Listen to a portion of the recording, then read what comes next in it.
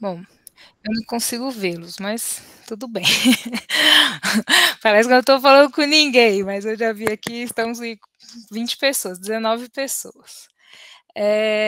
Bom, dando continuidade ao curso aqui, com a responsabilidade de falar, de atuar aqui junto com o doutor Adilson, doutor Carlos, já quero agradecê-los também por terem me convidado.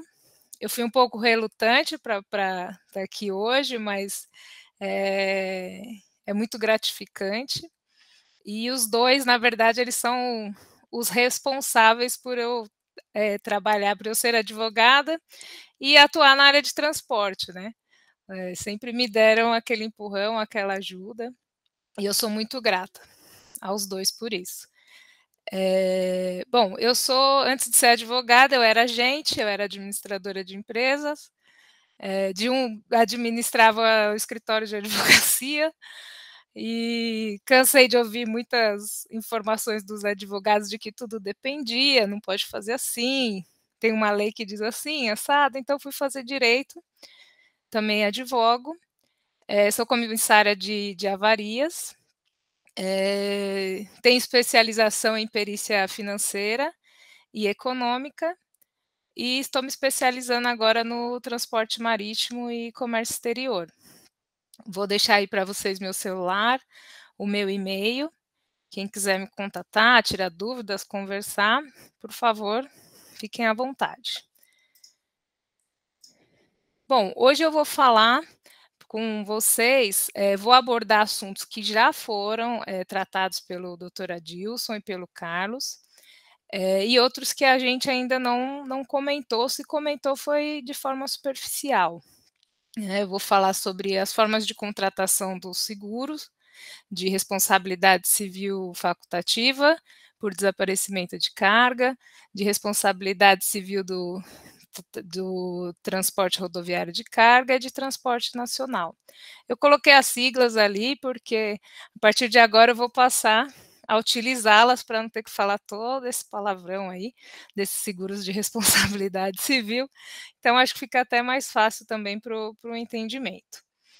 Vou falar sobre as apólices por estipulação, seguro de averbações, prêmio mínimo, prêmio depósito, limite máximo de indenização, prescrição e os documentos básicos do transporte rodoviário. Tá? Como eu prometi, vai ser sim em forma de regulação de sinistros e análise de risco judicial, quando eu vendi meu peixe durante a aula aí do Carlos. Então eu vou fazer isso, só que vou começar um pouco mais para frente, tá?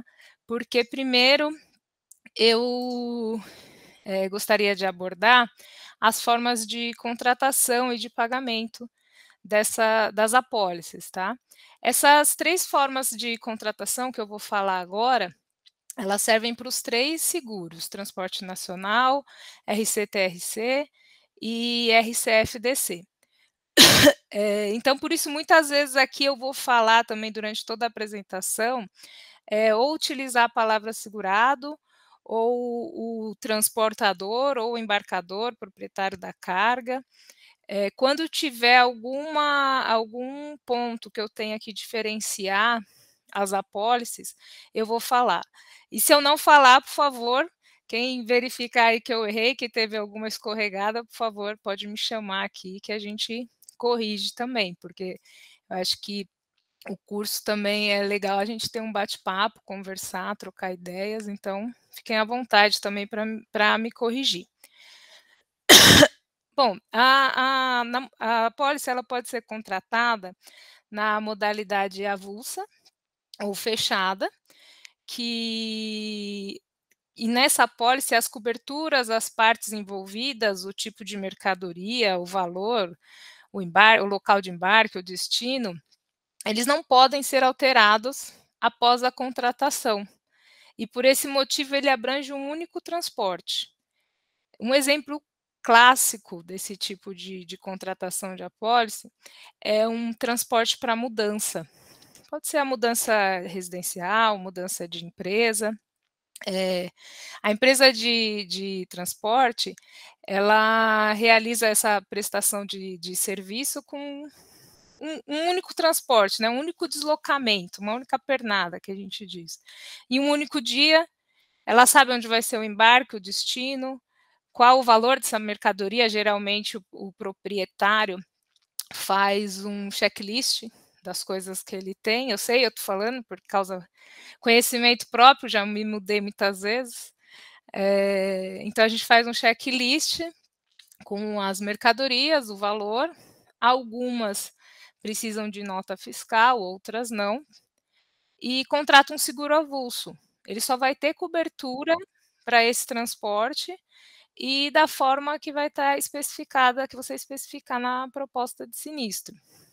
Por esse motivo também, que o prêmio dessa pólice, dessa contratação, ele é pago à vista e antes do início do transporte. Se iniciar a sua mudança e ocorrer algum sinistro, ele não vai ter cobertura em caso nesse caso, né? Porque você não efetuou o pagamento e ele tem que ser realizado antes da ocorrência do sinistro. Já na pólice aberta ou por averbação, após a emissão, são permitidas alterações por transporte ou por embarque, né? Porque pode ser tanto na pólice de, de responsabilidade civil do transportador, como a de transporte nacional.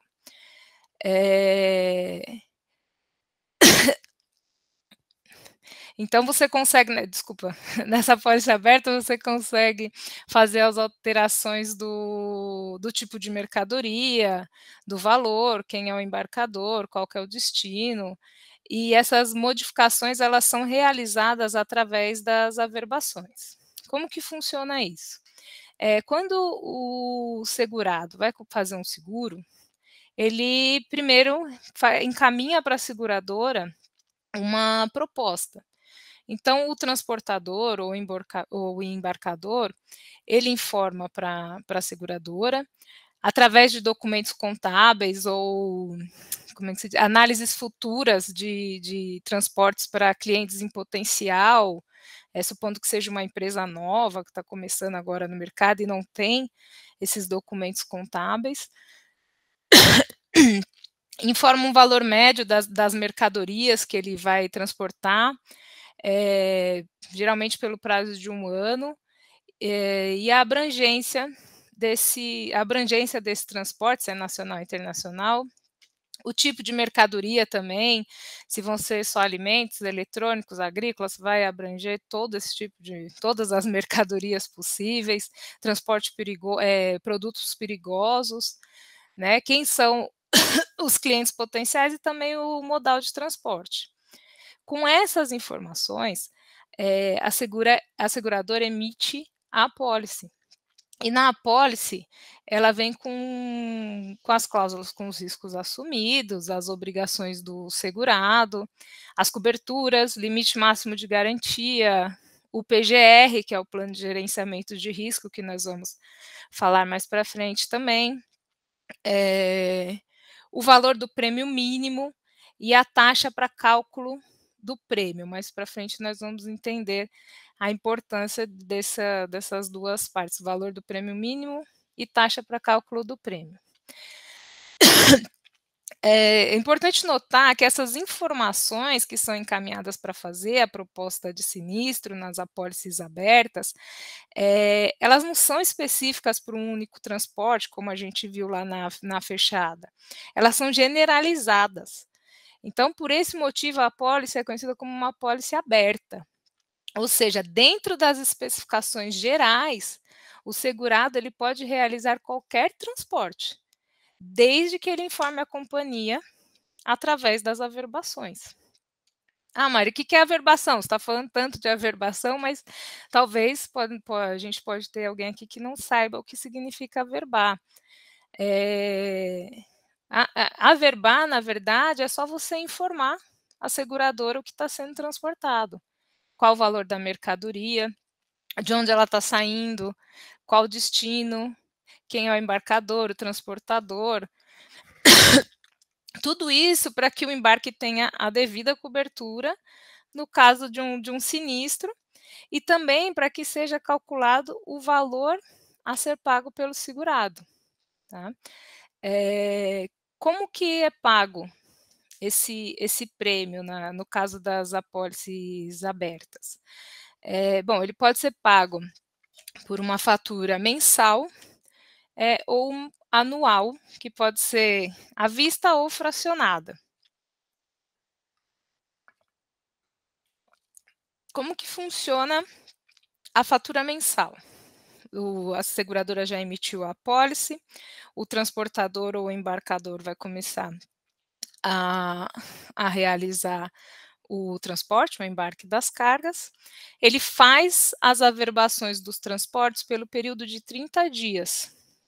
A seguradora, no fim desses 30 dias, a seguradora verifica qual foram os transportes averbados, qual o risco ela estava segurando nesses transportes durante esses 30 dias, pega aquela taxa de risco lá que ela determinou quando emitiu a apólice e faz o cálculo do prêmio. Se ela verificar que o cálculo do prêmio está acima do prêmio mínimo, ele vai pagar esse valor acima, que é para poder cobrir esse risco. Se ela verificar que está abaixo, o segurado paga o prêmio mínimo que foi estabelecido quando emitiu a apólice. Já a apólice, eh, já a forma de pagamento, aliás, continua na apólice por averbação, mas a forma de pagamento anual ou fracionada, a cobrança ela inicia com a aceitação da proposta, ou seja, com a emissão da apólice de seguro. Depois que o segurado, né, encaminha todas aquelas informações necessárias para a contratação da apólice, a seguradora já estabelece o valor do prêmio, que pode ser pago, né, como eu falei, em um único depósito, ou de forma fracionada, parcelada. Mas essas parcelas, por exemplo, a apólice tem vigência de 1 ano, ela nunca pode ser na mesma data da vigência, ela sempre tem que terminar com um prazo anterior. Geralmente são em 10 vezes que ela é realizada. Quando acaba a vigência, termina a vigência dessa apólice, que é paga com prêmio anual, a seguradora faz o levantamento das averbações, dos embarques que foram efetivamente realizados durante esse 1 ano, e verifica se ela recebeu o valor de prêmio adequado para o risco que ela cobriu, né. Se esse levantamento ele corresponder com a estimativa de valor feita lá da emissão da apólice, lá no começo, né, tudo bem, não tem problema nenhum, acabou a vigência, contrata-se uma nova apólice. Agora, se ela verificar que a estimativa inicial foi a menor em relação ao efetivamente embarcado e que ela recebeu menos prêmio do que realmente seria devido, ela pode emitir um boleto com a diferença para que o segurado complemente esse prêmio, ou se ela verificar que a estimativa inicial foi maior do que recebeu, mas foi maior e que ela recebeu mais prêmio, né, do que realmente deveria, ela faz a devolução da diferença para o segurado, ou oferece uma opção de abatimento na renovação, na emissão da nova apólice. Tá? Uma coisa importante, hoje, pessoal, tô esquecendo, eu me empolgo quando eu falo, acabei esquecendo aqui, ó, de passar o slide aqui. Ah, não, tá certo, tá aqui. E uma coisa importante que a gente tem que ter assim em relação à apólice por averbação, que são as apólices abertas, é que a seguradora ela garante o risco antes de receber a contraprestação, né? Você viu, ela tanto no pagamento mensal como no fracionado, ela está garantindo um risco que ela só vai ter a contraprestação depois que já aconteceu o sinistro, o transporte. Então, por isso que é necessário realizar as averbações de todos os transportes. Porém, ela só está obrigada também a indenizar o segurado se for comprovado o pagamento do prêmio. Tá? É bom a gente gravar também essa informação sobre a necessidade de ser comprovado o pagamento do prêmio para as apólices abertas, para quando lá mais na frente a gente começar a falar sobre a averbação. Bom, agora eu vou falar em relação à inadimplência. O que acontece se o segurado ou o embarcador deixam de efetuar o pagamento do prêmio? Bom, na apólice avulsa é simples, ela é cancelada automaticamente, o risco não vai estar coberto, né? Porque é um único transporte. O segurado enviou a proposta, foi emitida a apólice e ele não pagou. Então, a apólice já foi cancelada, até mesmo porque provavelmente já até passou o dia da realização do transporte. Na apólice por averbação, o que pode acontecer se o segurado deixa de pagar aquela fatura mensal que a seguradora encaminhou para ele? Ela pode acarretar na proibição de novas averbações e na emissão de uma nova fatura para que o segurado realize o pagamento. Agora, assim, se ocorrer um sinistro dentro do prazo de pagamento dessa fatura, a indenização não é prejudicada. O que a seguradora faz? Ela faz o abatimento do prêmio em aberto. Tá?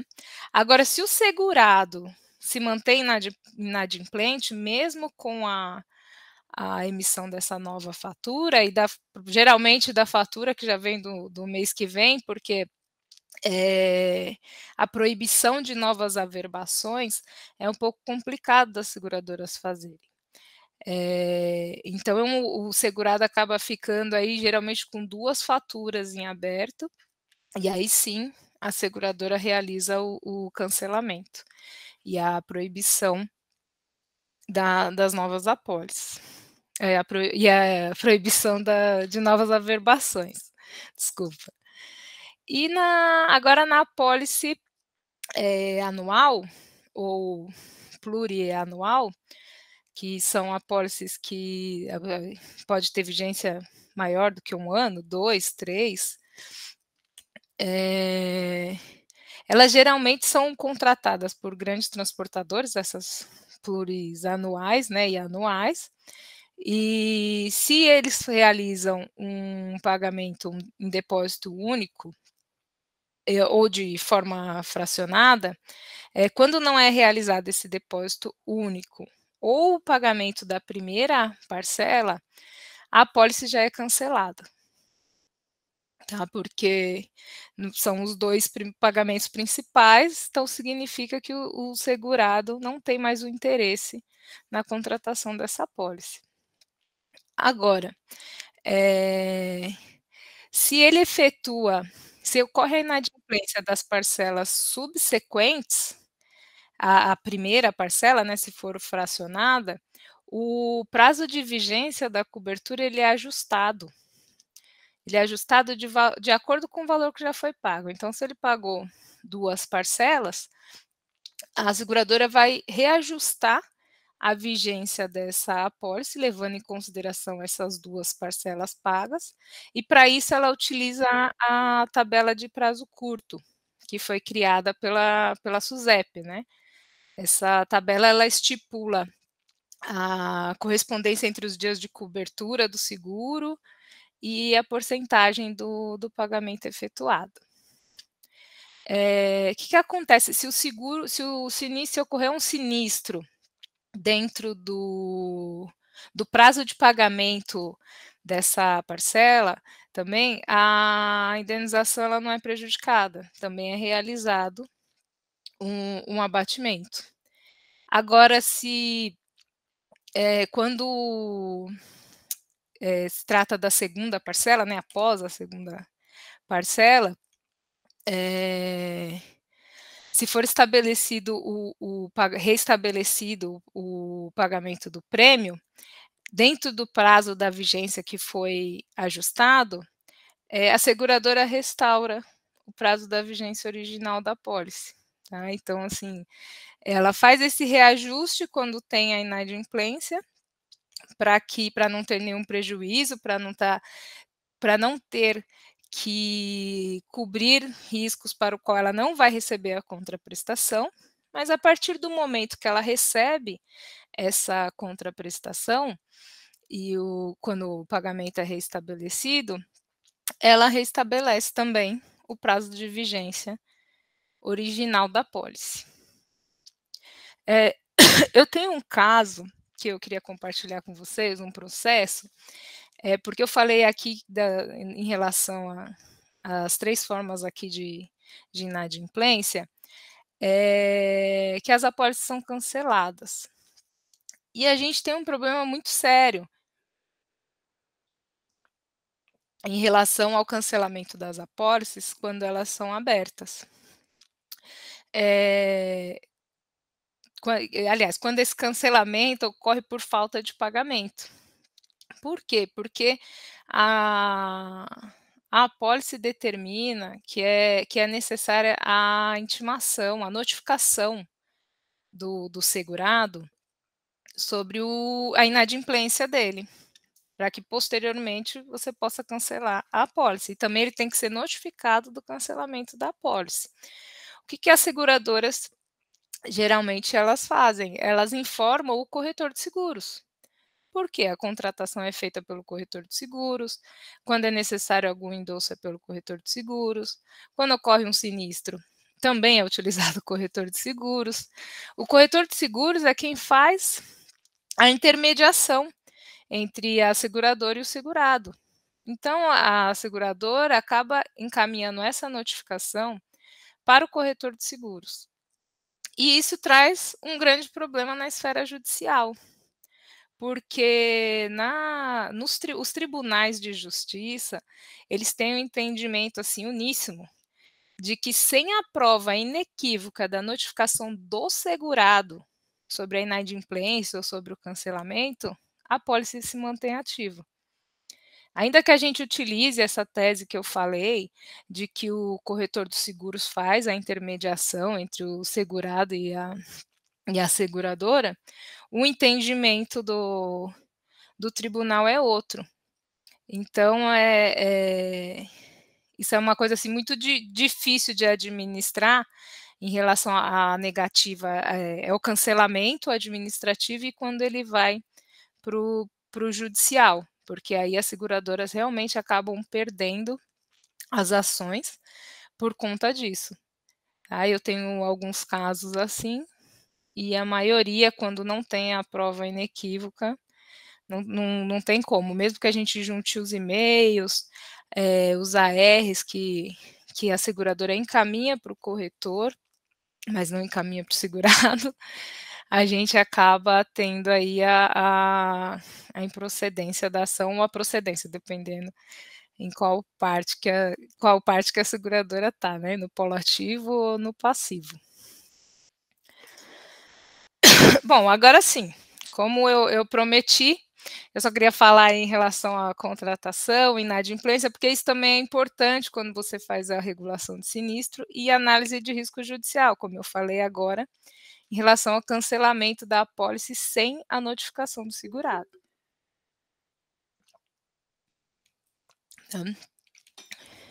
Bom, então assim, para não ficar muito teórico, eu vou abordar agora os próximos temas, tentando fazer com vocês uma regulação de sinistro e a análise de risco judicial.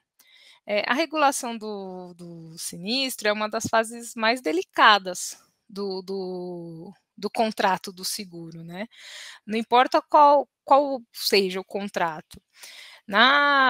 O sinistro, a gente tem assim, que ele é o fato gerador da obrigação da seguradora, que é o quê? Que é indenizar o segurado pelo prejuízo sofrido. Porém, não é qualquer sinistro que deve ser indenizado, mesmo que em princípio, né, ele pareça coberto. Por isso que cada sinistro ele tem que ser apurado criteriosamente. E para que isso ocorra, é necessário que a apólice tenha as regras claramente definidas e com uma linguagem de fácil compreensão, e a regulação de sinistros, ela tem que ser feita de forma minuciosa pelo regulador, tem que ser alguém que conhece, do assunto, alguém que vá ler a apólice realmente, para poder dar um parecer coerente para a seguradora. E a regulação de sinistros, ela está intimamente ligada à análise do risco judicial, né, seja para interpor uma ação de ressarcimento ou para apresentar uma defesa para a companhia. Então, assim, na minha opinião, o relatório de regulação, ele é a base da análise de risco judicial. O regulador de sinistro, os reguladores, né, são os olhos, os ouvidos, dos analistas e dos advogados, que eles vão acompanhar o caso atrás de uma mesa, mas até a finalização do processo, seja com a indenização ou não do segurado ou do beneficiário, ou para interpor uma possível ação de ressarcimento, né. Mas também é importante dizer aqui que, além da importância do relatório de regulação de sinistros, para fazer uma boa, análise de riscos, a gente também tem que se ba a gente, desculpa, eu tô falando a gente, assim, achando que todos são advogados, mas os advogados e os analistas, eh, eles se baseiam no contrato, na apólice, nos atos e nos atos normativos e nas circulares que regem o seguro, nas leis, nas doutrinas, jurisprudências que são aplicáveis ao caso. Então, assim, essas 2 formas que a gente tem de analisar um sinistro, elas são muito importantes para toda a finalização de um caso que ocorre um sinistro e análise de apólice. Então eu vou começar a partir de agora, eu queria até dividir, fazer uma regulação e análise, mas o nosso tempo é curto, então eu já vou falar ao mesmo tempo todos os itens que eu puxar aqui que são necessários para uma regulação de sinistro, eu também já vou abordar porque que a gente utiliza e como a gente pode utilizá-los na análise de risco judicial. Bom, para começar, eu quero pôr um vídeo aqui para vocês, deixa eu ver se eu consigo fazer isso. Espera aí, aqui.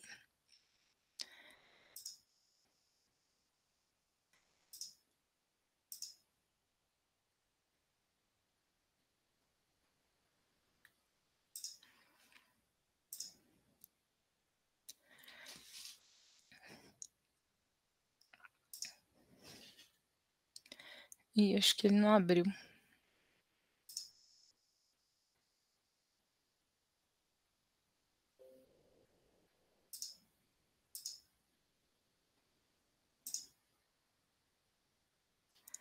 Ó, o compartilhamento apareceu, né.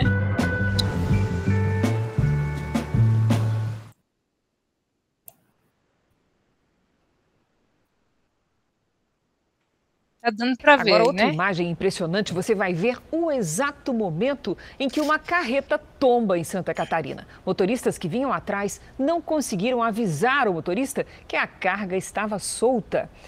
O caminhão seguia pela BR-470 e a instabilidade da carga já havia chamado a atenção dos motoristas que vinham logo atrás. Quando ele passou pelo trevo de acesso à cidade de Ascurra, o volume se desloca, puxa o caminhão para o lado e causa o tombamento. Apesar do susto, o motorista nada sofreu. Agora, outra imagem impressionante, você vai...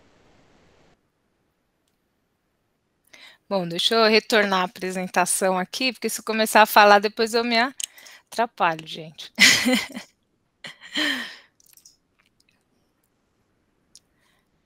Ih, voltou? Não, não voltou. Ah, peraí. Escolhi errado.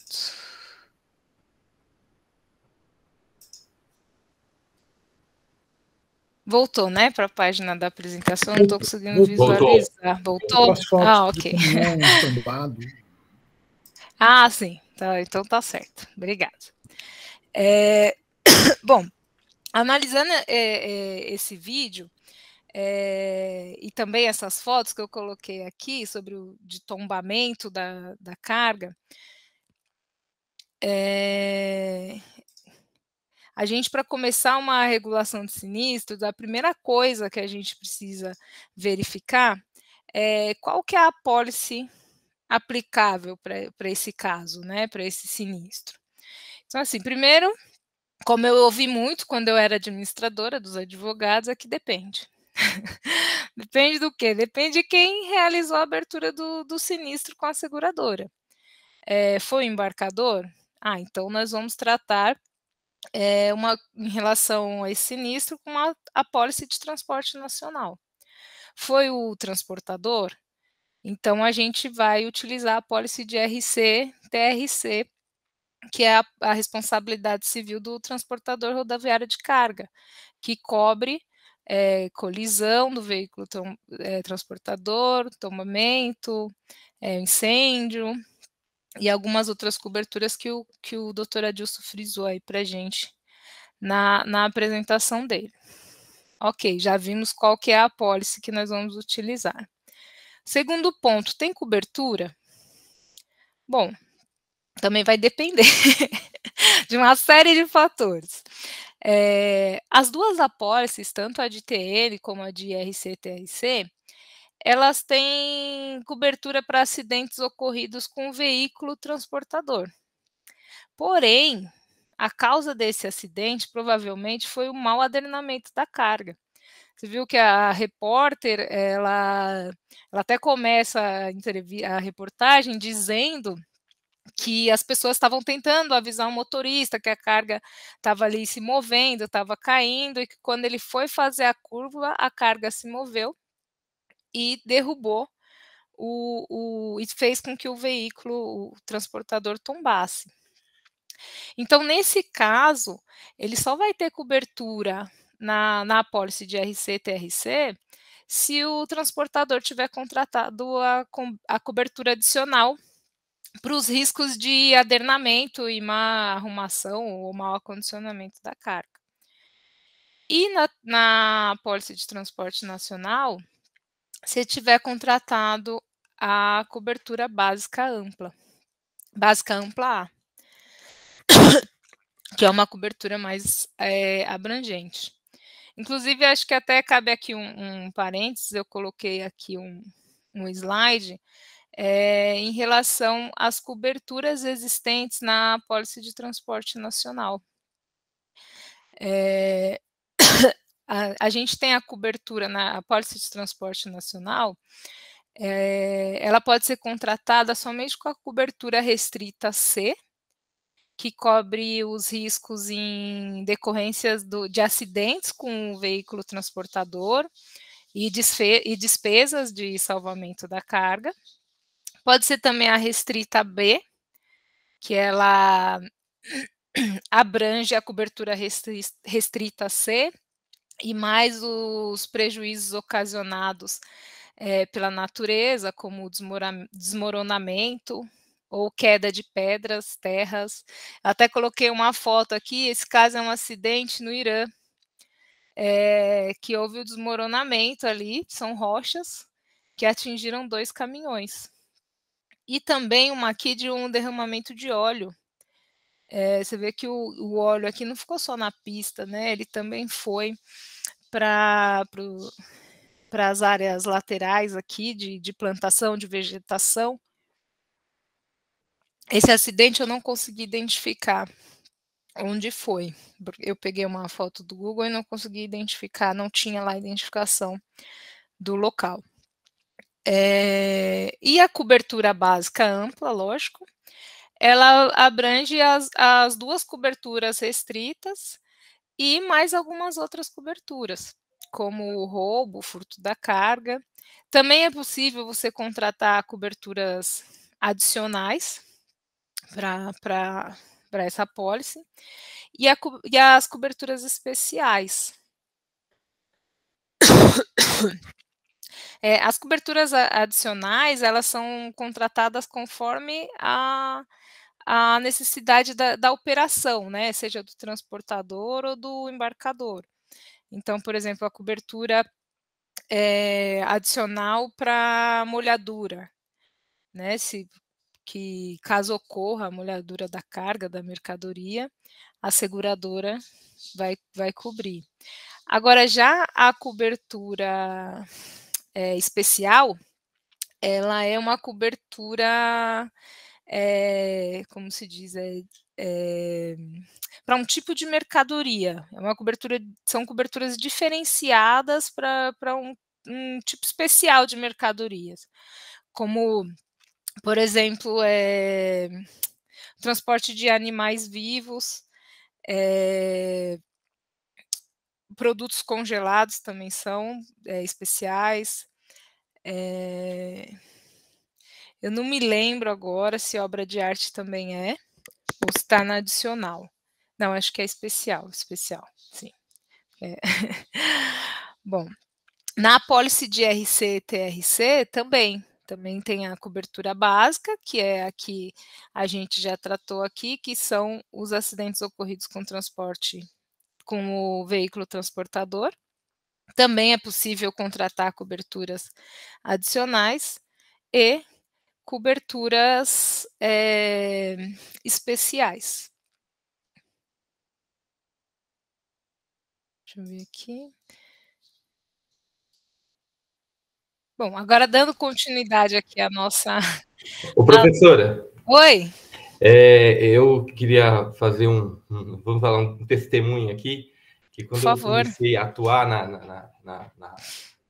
no ramo de transporte, me chamou muita atenção quando entraram com uma ação contra o segurado transportador e era um terceiro. E a rigor, para a gente que só atua, né, no transporte, a gente não imagina que vai ter cobertura para terceiros, né? Aí era para cobertura para terceiros não transportados, né? Então, acho que, de repente, para quem não é da área, pode achar, não tem, só tem seguro para mercadoria. Eu achei que foi uma surpresa muito grande quando eu comecei a atuar, porque eu achava que não, com essas coberturas adicionais. Então, acho que valeria a pena dar um toque aí para o pessoal, para eles também saberem que existe, sim, esse tipo de cobertura. Sim, é verdade. Obrigada, viu, Gesualdo? Existe sim a cobertura para terceiros. É essa cobertura adicional que você falou de terceiros não transportados. E assim, não faz parte da cobertura básica, mas o segurado pode adicionar, né? Pode contratar. Não é tão mais caro assim as coberturas adicionais, dependendo, né, para o transporte que o segurado realiza, né? Então, assim, não é um custo tão alto para não incluir isso.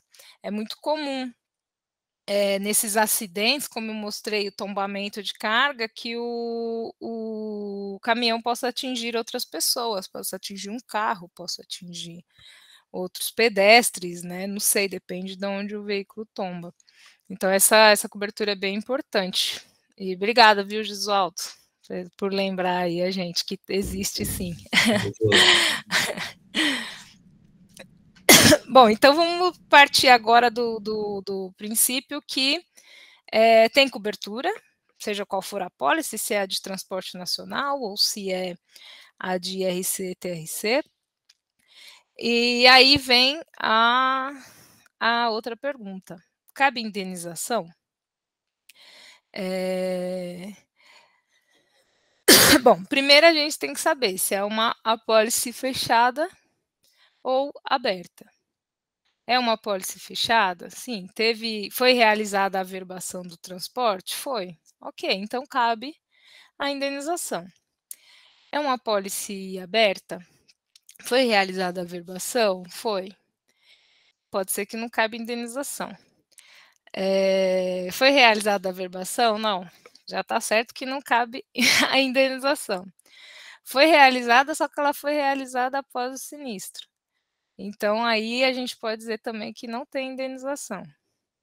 Poxa, Mário, mas nos 3 casos, até quando você realiza a averbação não tem cobertura, eu não estou conseguindo entender nada do que você está falando. Calma, agora que a gente vai falar sobre a averbação, que lá no começo eu falei, ó, guardem aqui algumas informações sobre a averbação, porque nós vamos tratar isso um pouco mais lá na frente. Então, assim, por que que quando é realizada a averbação desse, por exemplo, desse sinistro que ocorreu, a seguradora pode negar o pagamento da indenização, se tá averbado? Bom, vocês lembram lá quando eu falei que é através das informações que o segurado encaminha para a companhia que ela analisa o risco que ela vai ter que cobrir e determina qual o valor da contraprestação que ela vai receber do segurado, né? Então, nós temos lá que o cálculo da taxa para a cobrança de um prêmio, ele foi determinado levando em consideração as informações de transportes anuais realizados ou a realizar pelos segurados. Então, o que você espera é que todos os transportes ou embarques sejam averbados. Se os segurados eles informam para a companhia somente os transportes que eles acham que vão correr risco, esse transporte aqui tô indo com o eletrônico para o Rio de Janeiro, esse aqui eu vou averbar, porque se acontecer um sinistro, a seguradora paga. Vou 20 quilômetros daqui fazer uma entrega, isso aqui não precisa averbar não, porque aqui pertinho não vai acontecer nada. Então, se o segurado age dessa forma, a seguradora ela nunca vai receber a contraprestação para o risco que ela assumiu, né? Então, e ainda, a ausência da averbação no mundo jurídico, quando a gente faz aí a análise de risco judicial, ela interfere no equilíbrio entre o risco e o prêmio, e ela afeta a obrigação que foi assumida pela seguradora ao aceitar a subscrição das apólices abertas.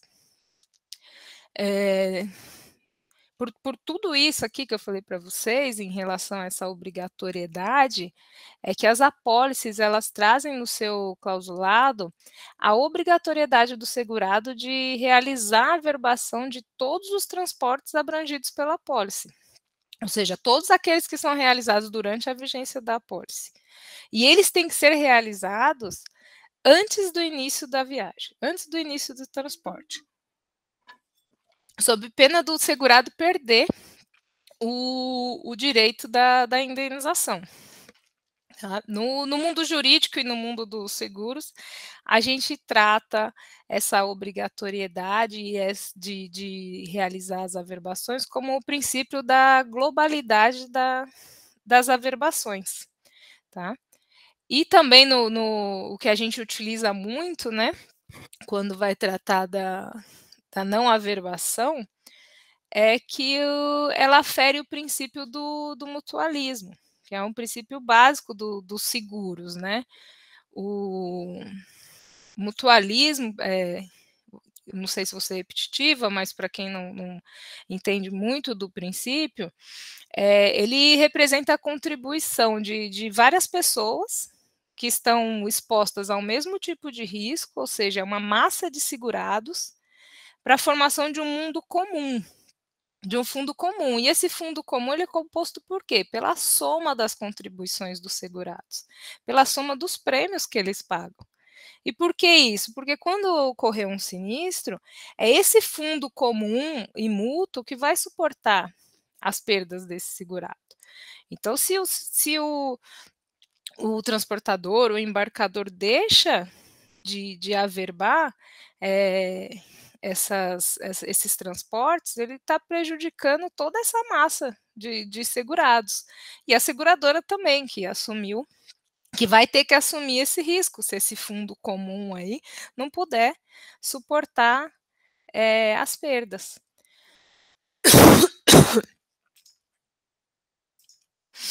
Eu tenho aqui, em relação à verbação, um caso bem peculiar, que a gente ficou na dúvida: é um erro na origem ou uma fraude contra a seguradora? O que aconteceu? Não sei se todo mundo conhece aqui a verbação, acho que eu até pus um slide aqui, uma tela de averbação, né? É uma tela de um sistema de averbação bem conhecido pelas seguradoras, né? Não vou falar o nome aqui da empresa, mas todas as seguradoras do ramo de transporte, a maioria utilizam esse sistema. Então, assim, é muito fácil para o transportador acessar. Ele entra nessa tela aqui com login, senha, informa aqui o número que informa quem é a seguradora, porque esse sistema serve para várias seguradoras. Ele informa quem é a seguradora, informa o número da apólice, o valor do transporte, e ele anexa o conhecimento de transporte e a nota fiscal. Clica em averbar, pronto. Depois é só ir para uma próxima tela que tem aqui e verificar se ele foi averbado. Bom, agora voltando aqui para o caso que eu tenho aqui de um processo, até pedir uma ajuda aqui de vocês. Não sei se vocês sabem, o conhecimento de transporte e a nota fiscal eletrônica, aqueles que são anexados no sistema de averbação, eles vão no formato XML. Tá? O formato XML, né, é um formato de arquivo que ele é utilizado no Brasil para emissão de documentos eletrônicos. Então, nota fiscal eletrônica, conhecimento de transporte eletrônico. E esse tipo de arquivo, você consegue incluir diversos documentos em um só. Então, eu posso emitir diversas notas fiscais e, para eu transmitir para alguém, por exemplo, o embarcador, para eu transmitir para o transportador, eu posso pegar esse arquivo XML e encaminhar para o transportador emitir os conhecimentos de transporte. O transportador, por sua vez, ele pega esse arquivo XML, entra no sistema do Cefaz, anexa esse arquivo XML lá, e o sistema emite para ele os conhecimentos de transporte. E aí é gerado um novo arquivo XML. Com esse novo arquivo XML, o transportador pega e faz essa averbação, como eu mostrei aqui para vocês no slide anterior, através desse novo arquivo XML. Só que o que acontece? Nesse processo que eu estou tratando, a seguradora ela negou o pagamento da indenização porque, apesar foi um acidente, né, se eu não me engano, acho que foi um tombamento, alguma coisa assim. Apesar daquele transporte sinistrado estar averbado, ela verificou que tinham outros transportes que não estavam averbados. E aí, o que o segurado ele está alegando? Que foi um erro na origem. O que é um erro na origem? O embarcador lá, quando emitiu as notas fiscais deles e gerou o arquivo XML das notas fiscais, elas foram emitidas com valor zerado. O segurado, que era o transportador, pegou esse arquivo XML e emitiu os conhecimentos de transporte. Automaticamente, os conhecimentos de transporte estavam com valor zerado. Aí ele pegou e transmitiu para a seguradora, para averbar. Também veio zerado. Só se está zerado, significa que não averbou, porque a averbação é para a seguradora calcular qual que é o valor do prêmio. Ela tem que receber a contraprestação. Então, com valor zero, não gerou valor de prêmio, não foi averbado. Negou o pagamento da indenização. Mas, analisando o caso, quando chegou na esfera aqui judicial, vieram algumas perguntas, algumas dúvidas. Como assim? Como que eu faço para saber se é um fraude ou um erro sistêmico? Bom, o segurado conseguiu comprovar que somente as notas fiscais de um embarcador é que estavam zeradas. Porque assim, aquele embarcador emitiu o arquivo XML com as notas fiscais dele, ele pegou mais uns 4, 5 embarcadores com quem ele trabalha, juntou o arquivo XML, fez a averbação no sistema do Cefaz, e aí gerou um único arquivo XML com todas essas notas fiscais, né? E somente a de um embarcador, os conhecimentos de transporte de um embarcador é que estavam zerados, dos outros não. Bom, poxa, então realmente pode ser um erro sistêmico, né? O segurado mostrou que é só desse embarcador. Ok, mas aconteceu só essa vez? Só nesse arquivo? Não. A seguradora foi puxar e viu que isso vem acontecendo há uns 9, 10 meses, mais ou menos, né? Então, assim, poxa, realmente pode ser um caso de fraude, né? Aí uma outra coisa que nós fomos analisar, qual o valor que essas não averbações, né, representam de prêmio para a seguradora? É um valor significativo? Né? É um valor que realmente pode significar uma fraude? Olha, para a quantidade de transportes que esse transportador averba e faz para o contrato que ele tem com a seguradora, assim, né? Ele é um transportador grande, ele representa uma fração muito grande, principalmente para a área comercial da seguradora. Então, assim, ele dá um retorno muito bom para a seguradora. Então, a gente comparando o que ele averba nos meses e o que ele deixou de averbar por conta desse embarcador, é uma fração mínima, assim. Então, pode indicar aí mais uma vez que, realmente, não foi fraude, foi um erro sistêmico.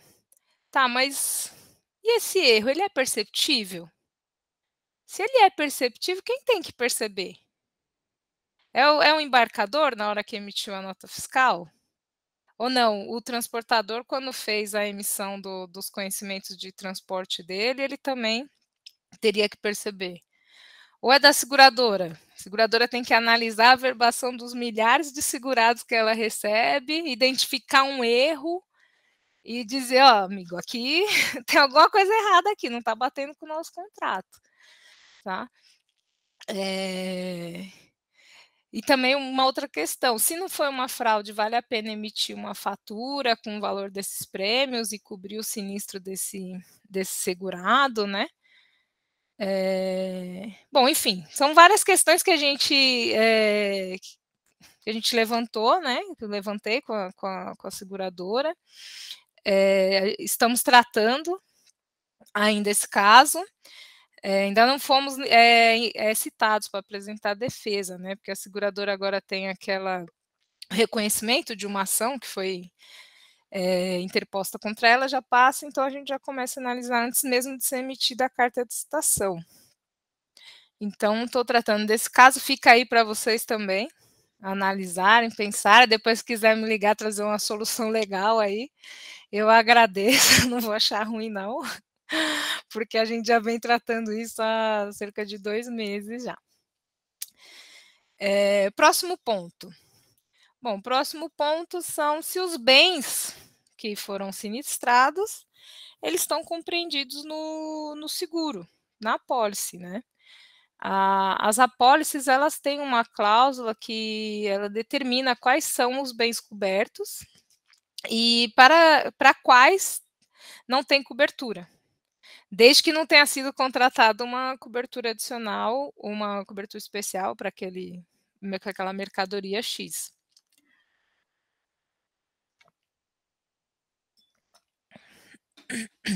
Então, dependendo do embarcador ou transportador, a apólice ela delimita os bens segurados, né? Por quê? Porque, como eu disse anteriormente, ela faz o cálculo do risco e estabelece um prêmio de acordo com as informações do transportador ou do embarcador. E lá, geralmente, está delimitado os bens para o qual ela vai assumir o risco. E por que isso é importante? Porque você imagina um transportador de eletrodoméstico, é um tipo de risco. Aí ele é contratado para transportar uma obra de arte, um animal vivo. É um outro tipo de risco, né? E que gera um outro valor. Então, ou também uma carga de granel sólido, como a soja, a ração. Aí o transportador cansou, geralmente, algumas são transportadas em tanques, tá? Outras na carroceria normal do caminhão. O transportador cansou, limpa lá o tanque dele, carrega um tipo de óleo, um produto perigoso, derrama ele no solo, e o risco vai ser muito maior do que o contratado. Existe também, na verdade, essa distinção entre os bens, até mesmo dentro do... Como é que se diz? Dentro do risco assumido ali pela seguradora, dentro do mesmo tipo de mercadoria. Por exemplo, os eletrodomésticos. A apólice para transporte, a apólice contratada, ela foi somente para o transporte de linha branca, que são os eletrodomésticos de grande porte, vai o refrigerador, fogão, gás, lavadora, secadora. E aí o transportador carrega, deixa eu ver, linha marrom, TV, computador, câmera digital, celular, né? Ou ainda ele carrega os portáteis, né? Liquidificador, sei lá, uma batedeira, são riscos diferentes, né? Tanto é que nas apólices de RCF, RCF-DC, existe um plano de gerenciamento de risco diferenciado para cada tipo de bem que você está transportando, né? Até mesmo o valor, o limite de garantia, que nós vamos falar mais para aqui no próximo slide, também tem essa alteração nas apólices, justamente por conta do risco.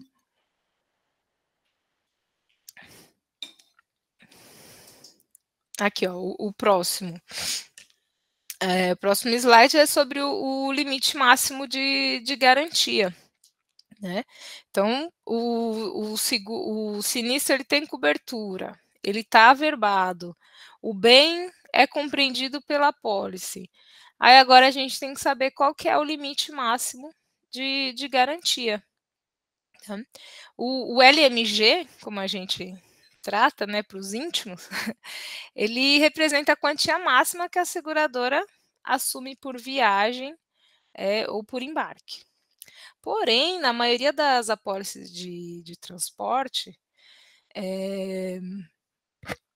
desculpa, para algumas mercadorias ou destino, e até para coberturas adicionais, são estabelecidos um limite máximo de indenização específico, né, para essas como se diz, as coberturas adicionais, para essas especificações que eu falei aqui. E elas estão sempre abaixo do LMG. Então, assim, depois que o regulador ele verifica o valor do transporte através da nota fiscal, verifica quem é o remetente, o destinatário, através do conhecimento de transporte, e se o bem é compreendido pela apólice, é necessário bater essas informações com limite máximo de garantia, para verificar qual será o valor real indenizado. Então, por exemplo, deixa eu ver, hoje eu estava vendo um caso, acho que uma apólice que tinha um LMG de 350 mil. Mas para a ação, né, o segurado entrou com uma ação, ele estava querendo a cobertura para a limpeza de pista. E a seguradora já tinha indenizado. mas ele queria o valor total que ele gastou. Só que para essa cobertura adicional, limpeza de pista, o LMG era de 50.000. Tudo bem que ele gastou 80, mas a seguradora não pode arcar, porque o risco que ela assumiu foi esse 50.000. Inclusive, foi isso que o regulador verificou, que ele analisou todos esses pontos e viu, realmente, seguradora, cabe aqui a indenização, mas tem que ser no valor de 50.000. E ela analisou a apólice e falou, ótimo, vou pagar os 50.000, né? Então, também tem algumas, tem LMG específico também para transporte de container, geralmente, que também é abaixo do LMG. Bom, e que é importante frisar aqui que qualquer valor transportado que é superior ao limite da apólice ou das cláusulas específicas, né? Elas devem ser comunicadas para a seguradora com 3 dias de antecedência antes do início do risco, antes do início do transporte, para que a seguradora possa verificar se ela aprova ou não. De novo, a seguradora assumiu um risco de acordo com as informações que ela recebeu lá na proposta do seguro. Poxa, se você quer mudar, se o segurado quer mudar alguma coisa, principalmente o valor, ele tem que encaminhar isso para a seguradora. Não pode só achar que a seguradora é grande, tem dinheiro, ela vai pagar, ou não vai acontecer nada também, não vou precisar, vou fazer esse transporte e pronto, né? Se essa subscrição do risco ela não foi encaminhada para a seguradora, ela, ou se for e a seguradora não aceitar e ainda assim o segurado realizar o transporte ou embarque da mercadoria, ele perde o direito à indenização. Isso, além de estar na apólice de seguros, ela também está na lei civil, aqui no artigo 781. Né? Ele é bem claro ao dizer que a indenização ela não pode ultrapassar o interesse segurado, que nada mais é do que o prejuízo que foi apurado, e também, em hipótese alguma, não pode ultrapassar o limite máximo de garantia. Então, seja por determinação da apólice ou da lei civil, a seguradora nunca está obrigada a pagar mais do que ela garantiu na apólice de seguros. Um outro ponto em relação ao valor, a gente tem a franquia, que é a participação obrigatória, né, que deve ser paga em caso do sinistro, a participação obrigatória do segurado, sobre um percentual ou uma fração dos prejuízos. E essa, geralmente, tem as apólices, acho que a maioria de RCF, essa participação obrigatória do segurado, ela varia de acordo com o sinistro que ele representa para aquela apólice. Ou seja, ela estabelece uma franquia de 10% para o primeiro sinistro, 15% para o segundo e 20% para o terceiro em diante. Tá? E tudo isso depende, é lógico, né, ela não faz esse cálculo por fazer, esse aqui é tanto, esse é tanto. Não, isso tudo, de novo, ele está lá nas informações que o segurado passou para a companhia, quando ele subscreveu quando a seguradora subscreveu o risco, né? O que ela ia cobrir. Eu cubro tudo isso, mas você tem essas participações aqui, essas participações que são obrigatórias. E tem também os salvados, né? A primeira providência que o regulador de sinistros ele toma é a comunicação do proprietário da carga, né, o dono da mercadoria, para verificar se ele tem interesse em reaver a parte da carga que foi salva. Se ele aceitar o que foi recuperado, né, a carga é passada para um outro veículo, que é o que a gente chama de transbordo, e ele vai lá e finaliza essa entrega. Mas se o embarcador ele não aceitar a mercadoria, a companhia geralmente ele não aceita e manda uma autorização, né, para a companhia comercializar essa carga, e essa comercialização geralmente é num valor abaixo do preço de mercado, porque é um salvado, muitas pessoas não querem pagar o preço de mercado, então o regulador tem geralmente autorização para fazer essa negociação para não perder a mercadoria e também para que no final esse valor arrecadado com a venda do salvado seja direcionado à companhia para que ela possa abater o custo da indenização, tá? É importante frisar aqui que tem algumas mercadorias que elas não podem ser comercializadas, geralmente por proteção da marca ou padrão de qualidade do produto, né. Eu tive um processo também que eu atuei, que era uma empresa de calçados italiana, e assim, os sapatos, né, mulher, né, viu aquele monte de sapato, né, falou: "Opa, dá para usar tudo isso aqui, ó, tem meu número, né", já tá pensando. Não, mas eles falaram: "Não, já danificou a caixa, né, dentro, assim, alguns estavam molhados, ok, mas um solzinho resolvia, né". Mas não, eles não autorizaram, falaram: "Ó, sem chance, é nossa marca, né, tem o padrão de qualidade do nosso produto, então manda para destruição". Ou eles mesmos destroem e mandam um como é que se diz? Um termo, me fugiu a palavra agora, informando, sobre a destruição da mercadoria, para também a seguradora ter certeza de que ele falou: "Não, não pode vender", e ficou com aquilo para ele e saiu vendendo para outras pessoas. Então é feita essa destruição e ela tem que ser comprovada. Bom, nas apólices que a gente falou aqui, até que eu abordei mais a de RC-TRC e a de transporte nacional, elas não têm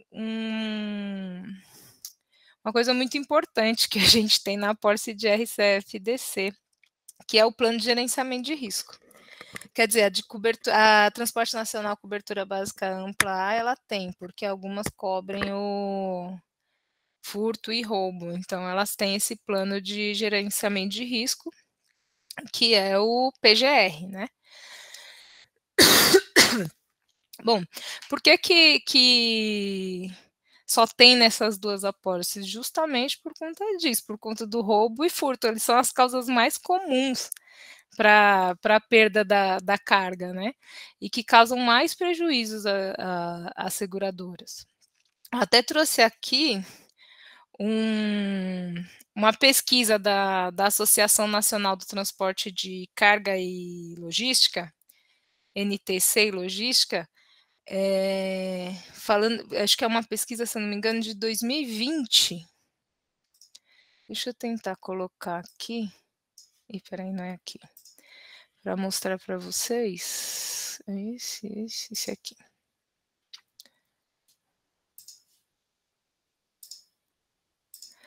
Olha, o outro estava tão mais fácil. Já até esqueci aqui como é que faz. Aqui.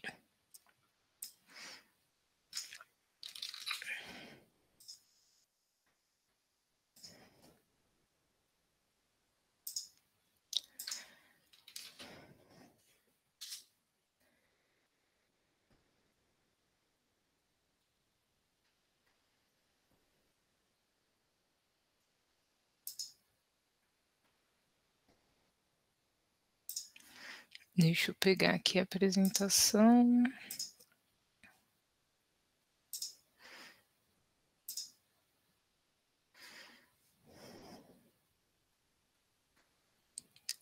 Tá aparecendo aí? Deixa eu ver. Sim, Acho que está aqui. Então, essa apresentação ela fala sobre um panorama nacional do ano de 2020, tá? Ela foi feita pela Associação Nacional do Transporte de Carga e Logística, que já atua no mercado há mais de 57 anos, e desde 1998 ela divulga a Estatística Nacional dos Roubos de Carga. Então, de acordo com a pesquisa deles aqui, a gente pode ver que de 2015 a 2019, o roubo de carga só foi aumentando, né? Aliás, é 2018, né? Foi aumentando. Depois ele começou a reduzir, agora em 2020 reduziu um pouco, tá? Isso aqui são ocorrências, tá bom? Aqui no outro slide, ele mostra os valores subtraídos em milhões aqui, ó. Olha só a quantidade, né? Eles até divulgaram uma reportagem, uma nota agora, informando que no ano de 2021 teve um aumento em relação a 2020. E eles acreditam que isso foi causado por conta da pandemia, porque não estava tendo transporte de cargas, né? Então, em 2020 reduziu, mas em 2021 aumentou. E em 2022, a tendência é que seja maior já, né? A pandemia acabou, a Covid acabou, o pessoal está trabalhando, inclusive os bandidos. Eles dividem aqui também o roubo de carga pelas regiões, né? Onde tem maior ocorrência. Colocam no mapa e também fizeram uma tabela aqui, sempre falando em milhões, né? Os valores aqui dos roubos de carga. Então, e aqui, isso é legal, os produtos mais visados, né? Alimentícios, combustível, farmacêutico, autopeça, têxteis e confecção, cigarro, eletrodoméstico, bebida, defensivos agrícolas. Essa associação é muito legal, assim, eles trazem várias informações sobre o transporte de cargas e também como é que se diz, análises em relação aos estados, né, onde tem o maior número de roubos, e isso acaba ajudando as seguradoras na hora de fazer a análise do risco das apólices que são contratadas, tá? Depois, se vocês quiserem, no slide vai ter o site lá, vocês podem entrar para dar uma olhada, né, analisar melhor, também entrar no site da empresa, da associação, porque é bem legal. Vou voltar para a apresentação.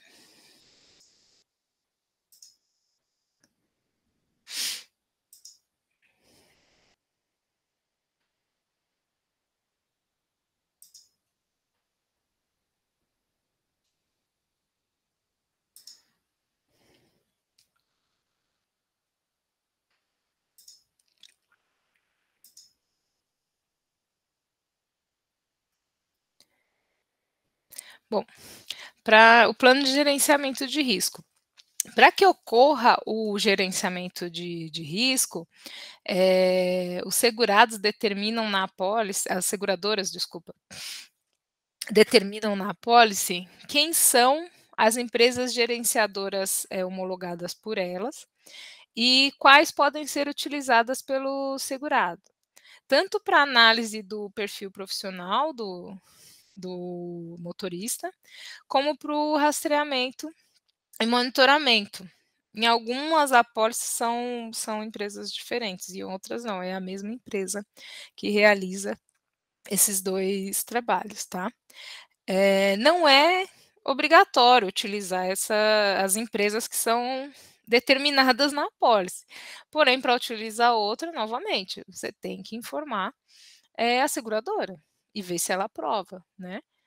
Mais uma vez, relacionada aí ao risco que a seguradora assumiu.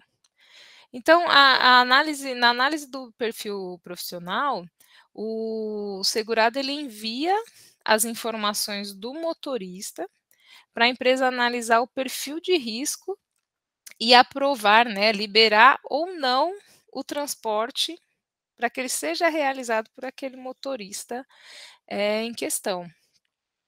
Essas empresas que fazem essa análise de risco, né, análise de perfil, que a gente fala, elas geralmente têm uma base de dados com o cadastro dos motoristas, né? Nesse cadastro tem informações se já ocorreram sinistros com os motoristas, qual foi o fato gerador, se foi um tombamento, um roubo, um furto, estelionato, em qual região, qual foi o tipo de mercadoria. São diversas informações que determinam se o motorista está apto ou não a realizar aquele transporte. É lógico que essas informações não são divulgadas, tá? O segurado, ele apenas entra, como ali na verbação, ele vai entrar no site dessa empresa gerenciadora de riscos, vai colocar as informações necessárias e vai obter o resultado, positivo ou negativo, tá? Nem pode divulgar essas informações. Tem uma coisa muito interessante em relação à análise também, aliás, ao motorista, né, que vai realizar o transporte, que além de fazer essa consulta no início, antes do início do risco, né, e tem que ter a data, a hora, né, tem que estar divulgada aí pela empresa, ele tem que dizer se o motorista ou ajudante, se tiver um ajudante, se ele é um funcionário registrado da empresa, se ele é um agregado, se ele é um terceiro autônomo, né? E, aliás, eu não sei aqui, a apólice até traz essa diferença, né? O funcionário registrado, CLT, ok. O agregado ele tem um contrato de prestação de serviço exclusivo com a transportadora, ou ele tem que ter realizado no mínimo de 3 a 12 viagens no período de 1 ano, né? Dependendo aí de quem é a seguradora, a apólice e o risco. Já o autônomo é aquele que faz viagens esporádicas. Foi contratado um desconhecido que foi lá contratado para fazer aquele transporte, tá? Se essas informações não forem encaminhadas para a empresa que faz essa análise de perfil, né, para que ela possa dar o ok ou não, liberar ou não esse motorista, a apólice ela traz algumas penalidades, né? Pelo que, assim, os casos que eu atuo, eu já vi que poucas apólices ainda determinam a perda total da indenização quando não é realizada a análise de perfil, tá? Porém, para a gente, os advogados, na hora que a gente está atuando numa ação, é um pouco difícil, né? Quando a gente tem uma apólice que ela determina a perda total da indenização quando não é realizada a análise de perfil. Porque os tribunais, eles entendem que a não realização da análise do perfil, ela não configura o agravamento do risco se a seguradora não tiver provas de que o motorista estava envolvido no roubo, no furto ou no estelionato, né? E aí a seguradora passa a ser obrigada ao pagamento da indenização. Então, quando a gente vai instruir uma ação ou defender a seguradora, a gente precisa muito ter essas provas de que, essa análise realmente agravou, essa falta dessa análise, né, realmente agravou o risco. Já nas apólices assim, mais recentes que eu tenho atuado, estou falando aqui a minha opinião, os casos que eu venho atuando, elas determinam uma participação do segurado nos prejuízos, né, que foram causados. Geralmente de 20%, 25%, quando essa análise de perfil ela é realizada após o sinistro e retorna positiva. Por quê? Porque significa isso já é uma prova de que foi realizada após o sinistro, mas ela veio positiva. Qual que foi o agravamento do risco, né? Então o motorista estava apto para o risco. Mas ainda assim, a gente utiliza a tese de penalidade por descumprimento contratual, né? Ainda que não tenha ocorrido agravamento do risco. Então, para o advogado é muito importante ter essa cláusula de penalidade. Professora, Oi. eu acho que na experiência que eu tenho, assim, quando aparece algum tipo de problema, é normalmente quando o motorista é autônomo, né? É. É sempre isso. Só isso que eu queria Sempre contribuir. É sempre assim, o desconhecido. Agora tem aqueles aplicativos, né? Que conectam o transportador com o motorista. Uhum. E eu já peguei assim vários casos que são desses aplicativos, que é um motorista que chegou lá, apresentou, não sei, a documentação se é dele, se não é, qual que é o tipo de checagem que esse aplicativo faz, né? Às vezes, aquele que o motorista vai fazer uma viagem lá para o Nordeste, aí quando ele está voltando para o Sul, que é a cidade dele, aí ele entra lá e vai, tem no caminho, tem o pega e leva. É isso. É isso também. É isso mesmo. Já tô indo, né? Já pega e leva. Aí dá sinistro a seguradora. Motorista autônomo não fez a consulta, né? Aí o motorista autônomo tá fora. Isso tem bastante mesmo. Bom, e deixa eu ver o que mais. Análise de perfil, acho que a gente termina aqui. Tivemos a contribuição do Gesualdo. Bom, para quem não sabe, eu trabalho com o Gesualdo e é sempre um prazer trabalhar com ele. Também aprendo diariamente. É muito legal. O rastreamento e monitoramento. Bom, as seguradoras, quando elas determinam rastreamento e monitoramento, elas também determinam quais são as tecnologias de rastreamento que o segurado tem que usar. Podem ser sistemas de comunicação por satélite ou por rádio ou híbrida, né? Com essas duas tecnologias. Essas são tecnologias embarcadas, né? Que a gente diz, tá? No veículo transportador, que ela serve para o acompanhamento do transporte e para ter uma comunicação do motorista com a gerenciadora de riscos. É muito importante a gente frisar aqui a diferença de um rastreamento e um rastreamento com monitoramento, tá? Porque, por exemplo, o rastreamento, quando você tem um rastreamento, você utiliza somente as tecnologias de acompanhamento, de movimentação do transporte, tá? Mas, ou seja, GPS, você sabe ali onde o veículo está. Quando você tem um rastreamento com monitoramento, você consegue interagir com a gerenciadora de risco, consegue interagir com o motorista. E como que isso funciona? Você precisa de outras tecnologias, que são os sensores, os atuadores e os periféricos.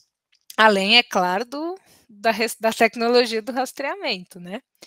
Os sensores são aqueles quando ocorre a abertura da cabine, da porta do baú, a violação do painel, tá? Atuadores quando abriu a porta do passageiro, o atuador é o quê? Travar o baú, não sei, cortar a gasolina. Isso são os atuadores, ligar a sirene, tá? E o periférico geralmente é o teclado alfanumérico que fica lá na cabine do caminhão, justamente para ter essa comunicação entre o motorista e a gerenciadora de risco que está acompanhando a viagem à distância. Tá? Aliás, para que a gerenciadora de risco acompanhe essa viagem à distância, é necessário que o motorista, antes de começar a viagem, ele peça como é que se diz, a autorização de saída, né? O segurado lá quando sabe que vai realizar o transporte, ele entra em contato com a gerenciadora de risco e informa, tal dia, tal horário vai ser o transporte X. a gerenciadora de risco, ok, deixa tudo programado, mas fica aguardando a comunicação do motorista, que é feita por esse teclado, informando que está iniciando a viagem. Se não tiver essa informação do motorista, a gerenciadora de risco ela não vai ficar acompanhando. Ela não vai ficar ligando para todos os clientes dela que disseram que ia iniciar uma viagem, falando, ó, você não vai iniciar a viagem? Você não vai... Gente, são muitos transportes que são realizados. Tá? É meio que impossível. Algumas ainda realizam, sabe? É um cliente importante, tal, sabe que aquele cliente nunca deixa de avisar, acontece uma coisa ou outra, eles ligam. Mas não é sempre que a gerenciadora vai fazer isso. E se você, a partir do momento que o motorista liga e informa esse início de viagem, a gerenciadora começa a acompanhar esse veículo, né? A fazer o rastreamento com o monitoramento. Tá? Aliás, e essa comunicação que existe entre o motorista e a gerenciadora, ela geralmente é realizada por códigos, né? Esse teclado aí tem são códigos, tanto que a gerenciadora de risco manda, porque esse teclado também tem um painelzinho bem pequenininho assim. Então, o motorista consegue ver as mensagens da gerenciadora de risco e também envia mensagens que são códigos para a gerenciadora. Pode ser códigos assim, tipo, por exemplo, a gerenciadora pergunta como está a viagem, e ele responde só com um botão ok, mas esse botão, na verdade, não é de ok, é de alerta, que, ó, está acontecendo alguma coisa e eu não consegui avisar, né? Por isso também que é necessário que os motoristas eles façam um treinamento com as gerenciadoras de risco. Não acontece, por quê? Porque a maioria das gerenciadoras utilizam o mesmo teclado, então o sistema é o mesmo, o motorista fala, já conheço, não preciso fazer esse treinamento, já sei como é, já sei como funciona. A maioria dos casos eles não fazem esse treinamento contínuo, apesar de estar no contrato, não na apólice de seguro, mas no contrato de gerenciamento de risco. Tem essa cláusula dizendo que os motoristas da transportadora têm que fazer esse treinamento. Bom, outro tipo de proteção que pode ter no transporte são as iscas móveis e as fixas, que elas são instaladas no caminhão e na carga, antes do início do transporte, e só quem sabe onde elas estão instaladas é o gerenciador de riscos. Tá? Eu fui uma vez numa gerenciadora, um assistente técnico aí de uma perícia judicial, e o gerenciador me mostrou vários, até procurei as fotos, não localizei, várias iscas que eles colocam nas cargas. Então, assim, ele mostrou uma de cigarro, tinha uma isca na caixa grande, né? Porque ela estava toda presa assim na embalagem grandona, mas tinha uma isca dentro de um cigarro. Um cigarro, no meio daqueles milhões, tinha uma dentro de um cigarro. Era um cigarro fake, lógico, mas ele estava lá, no meio de todos os outros. E eles conseguiram recuperar a carga por conta dessa uma isca dentro do cigarro. E é só ele mesmo, que sabe onde é que está, quem colocou, onde ele colocou, né? Qual foi o dia que ele colocou, se colocou, não colocou, se é fixo ou se é móvel, né? E por que essas iscas elas são importantes, né? Porque os sistemas de tecnologia de rastreamento, eles podem ser localizados através do Hammer, ou do jammer, como dizem os motoristas, né? Ele é um aparelho que ele detecta a localização desses sistemas e aí os bandidos vão lá, tiram ele do caminhão, né? E aí você perde esse contato, né, que você tinha com o caminhão, a localização desse caminhão.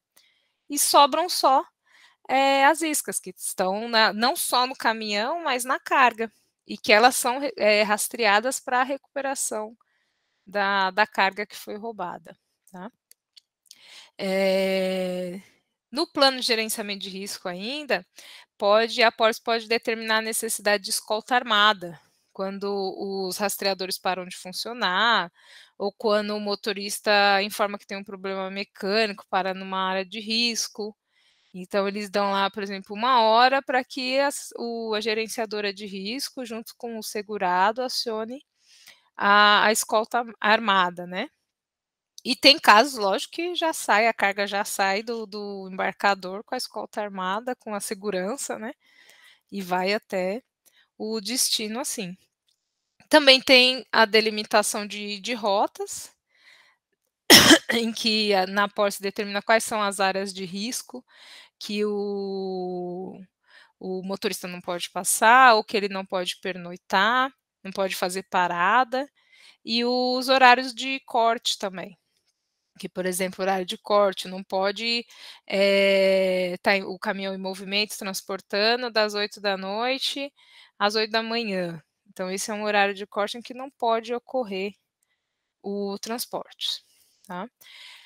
Bom, tudo isso, tudo isso que a gente falou aqui, em relação à regulação de sinistros, né, e análise de risco judicial,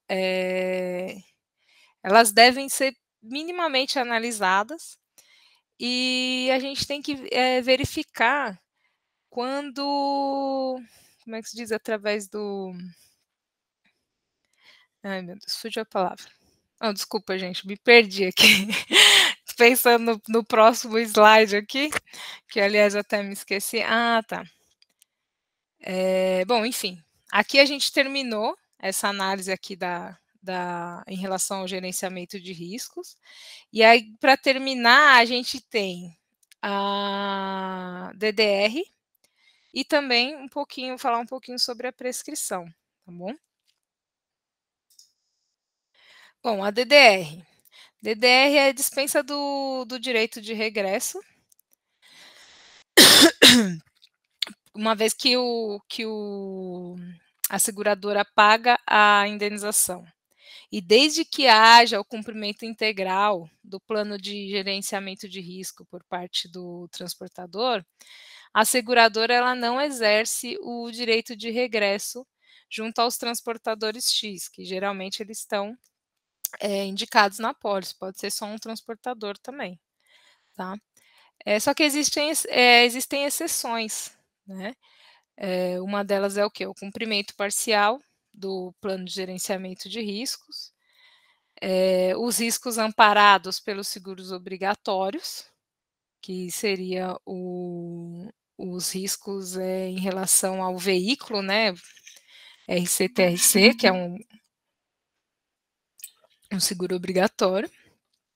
E também saiu aqui, foi divulgado no dia 17 de outubro de 2022, situações específicas, dolo, má-fé, disposições que disciplinam o transporte de carga e demais leis aplicáveis. Mas, enfim, foi divulgado acho que foi dia 17 agora, de outubro, o enunciado da jornada jurídica do Tribunal de Justiça de São Paulo. Tá? Foi um enunciado que foi julgado e que falou sobre o direito de regresso em caso de roubo de carga, né, objeto de contrato de transporte terrestre. Ele, na verdade, ele só vem, na verdade, como é que se diz?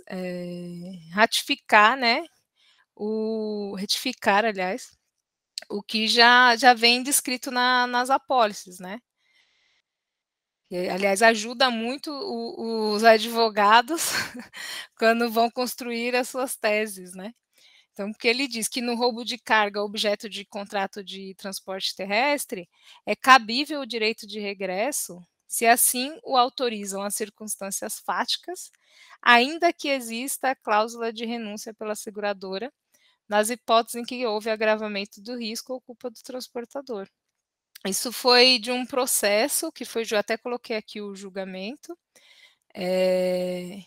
e o enunciado se baseou nesse processo, tá? Mas lembrando que é um enunciado do Tribunal de Justiça de São Paulo, tá bom?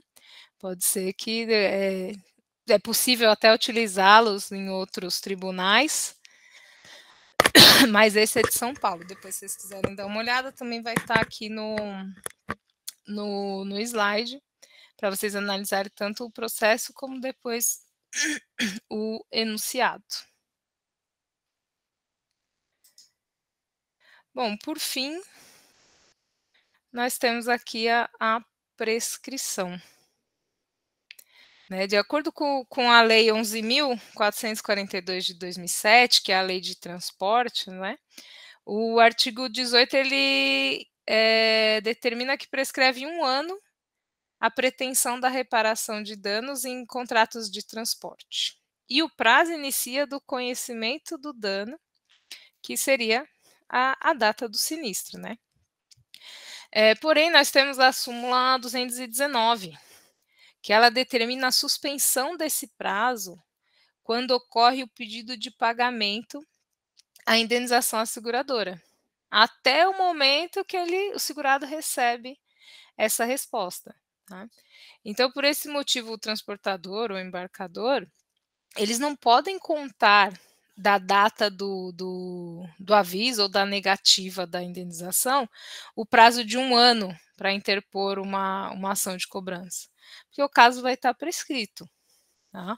Então, você imagina, um sinistro que ocorreu dia 20 agora, 20 de outubro. O segurado avisa hoje, dia 25. A negativa, vamos supor que vai levar 30 dias, que é o prazo máximo, 25 do 11. Então, em 26 do 11, o prazo prescricionário já vai estar no 6º dia, tá? Porque o prazo iniciou no dia 20 do 10 e ele não vai encerrar no dia 20 do 10 de 2003, né? Aliás, o prazo iniciou no dia 20 do 10 e ele vai encerrar no dia 20 do 10 de 2003. Tá? E por que eu grifei aqui que ele suspende o prazo de prescrição? Tá? Porque muitos acham que o pedido de indenização à seguradora interrompe o prazo. O que é interromper? Quando você interrompe, ele volta a contar do início de novo, tá? Mas não é isso que diz a lei e a súmula. Então, ele suspende. Você começa a contar da onde parou.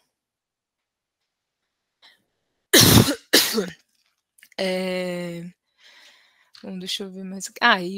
Aliás, também, quando nós vamos tratar da subrogação, a tese reconhecida pelo STJ, né, é de que o prazo ele inicia com a realização da indenização da seguradora, né?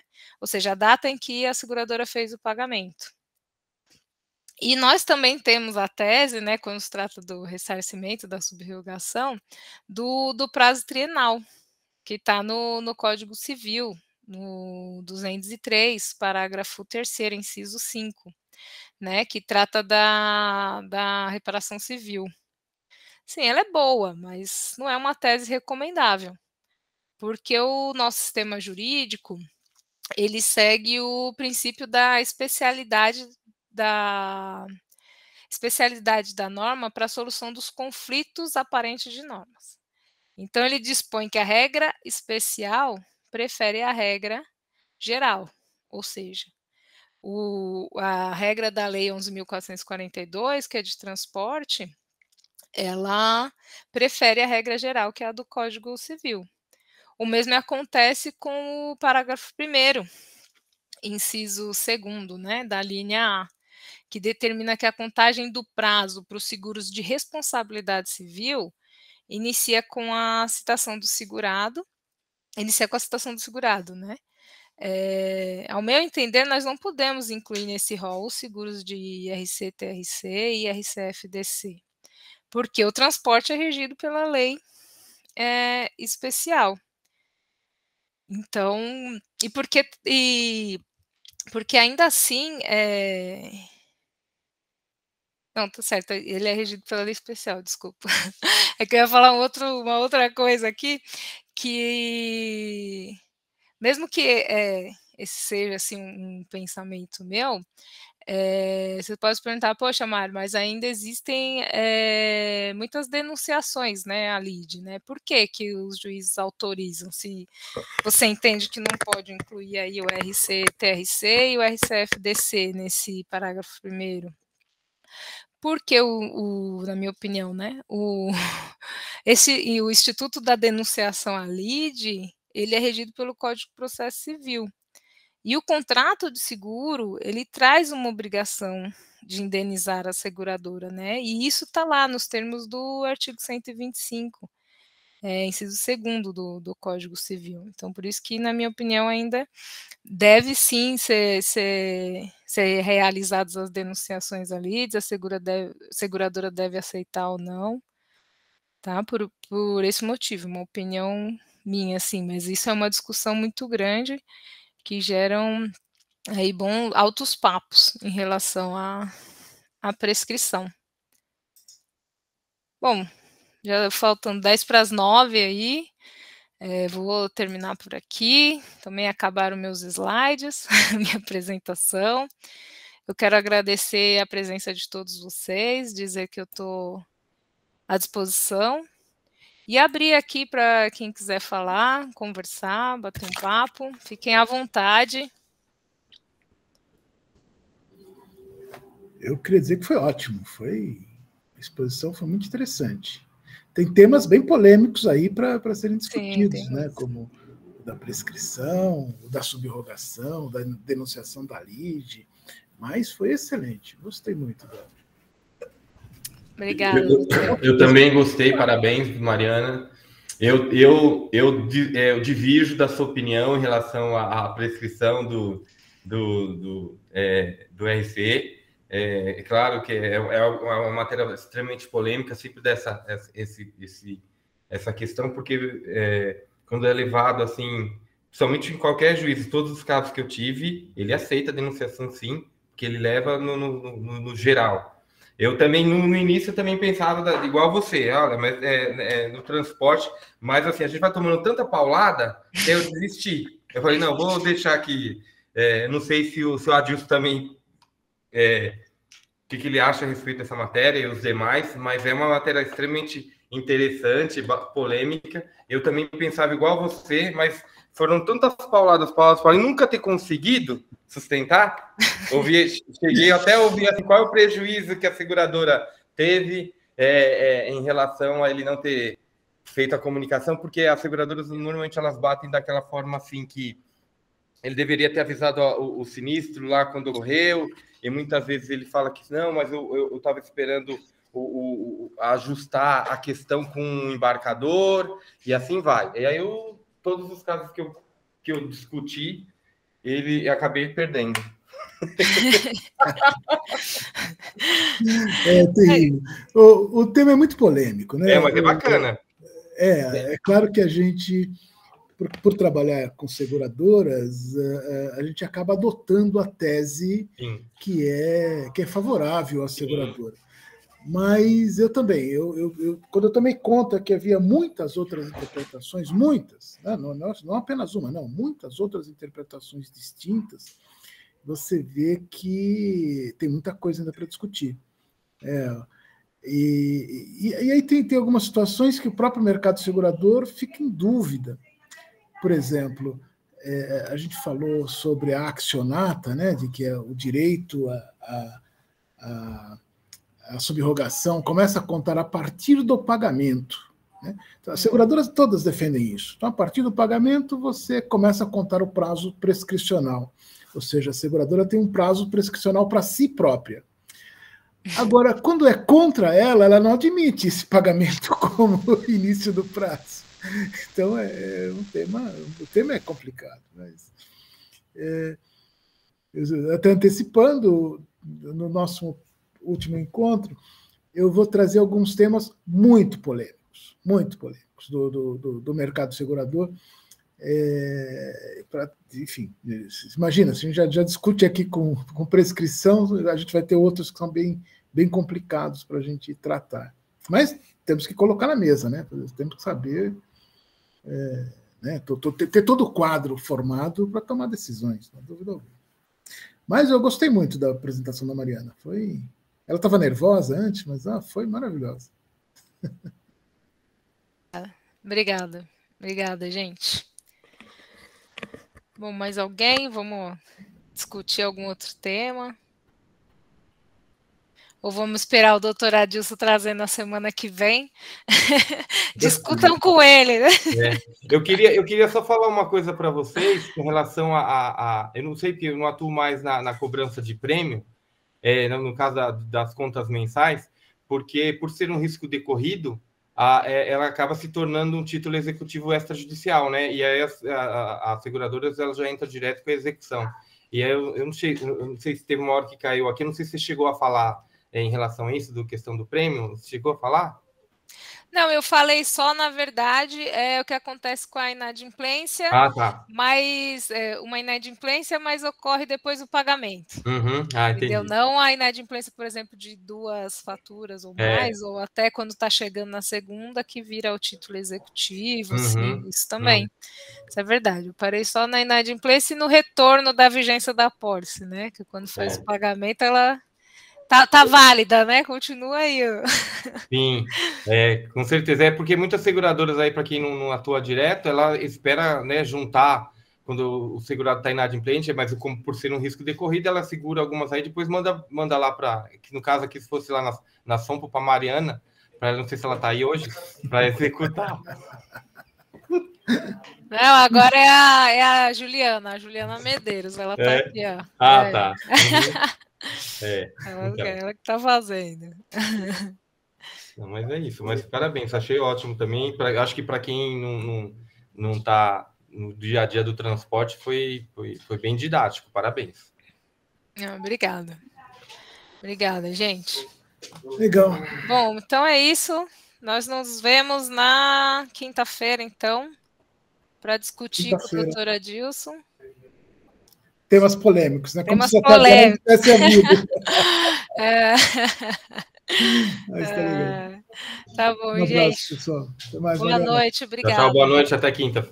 Até quinta. Tchau, até quinta. Tchau, boa noite.